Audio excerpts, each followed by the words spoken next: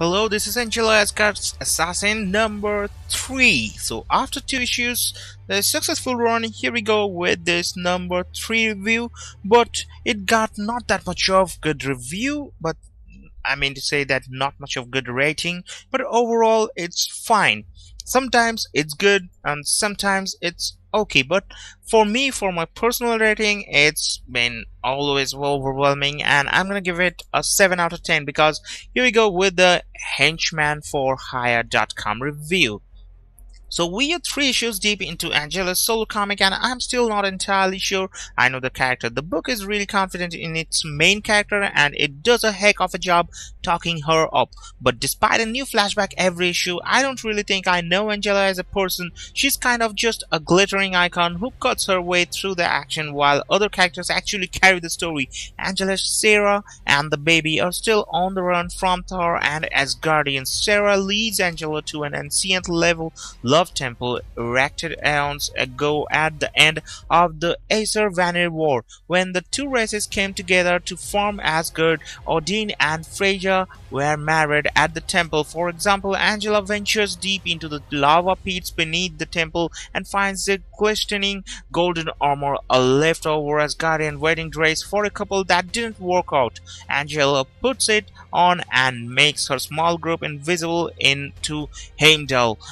Because it was supposed to go to his intended bride, Angela and her group then meet up with her friends, the Guardians of the Galaxy, for a trip through space. Once on board the ship, Sera tells Star-Lord her own backstory, how she used to be a priestess in heaven who yearned for something more, then found it as Angela's adventuring sidekick. But at one point Sera died and Angela was heartbroken, and that's where the flashback ends. Sera doesn't know how she came back from the dead. Elsewhere, Thor and Loki team up with Hela to track Angela, and their motto is something else. So this issue makes it very clear Sera is the one driving the story. She's the one with reasonable dialogue. She's the one who interacts with other people in meaningful ways. She's the storyteller. Angela is kind of just there to look sexy and shout things about her acts, and that's disappointing. I want to get to know Angela. I want to know who she is a person and why she's kidnapped this baby.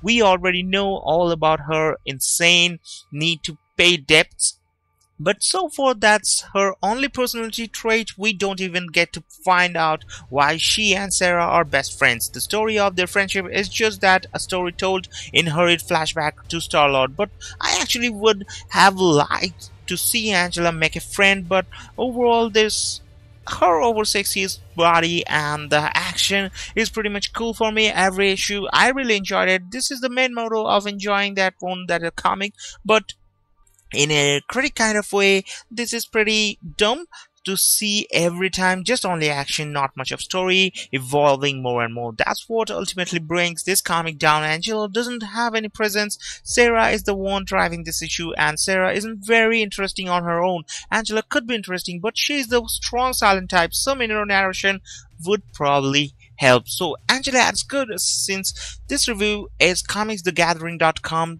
let's see how they have ended this up. This book might be flying under the radar for various people. It usually happens with smaller characters who haven't had time to simmer into the Marvel universe as long as other characters, but Marvel isn't afraid of putting high-profile creators with these smaller characters, and in the case of Angela Asgard's assassin, the risk is rewarding. In previous issues, we have seen Angela on the run from a few popular Asgardians due to her kidnapping her newly born baby sister, and here to the Asgardian throne accompanying her is her friend and fellow angel Sera. The writing from the first 2 issues remains pretty consistent here, and while the plot hasn't progressed immensely, this issue felt like a setup for the coming battles. I will say Angela remains a no-nonsense woman. She confuses to be more of a strong presence, mainly because the story is narrated by Sera, whether it's the main story or the sub-story. So I hope you guys have enjoyed it. This is Angela Asgard's Assassin issue number 3's end anyway, and if you want to enjoy the story and enjoy the comic, just go to the store and buy this book. It will be really worth it. Maybe the story is not going anymore. So have a great day.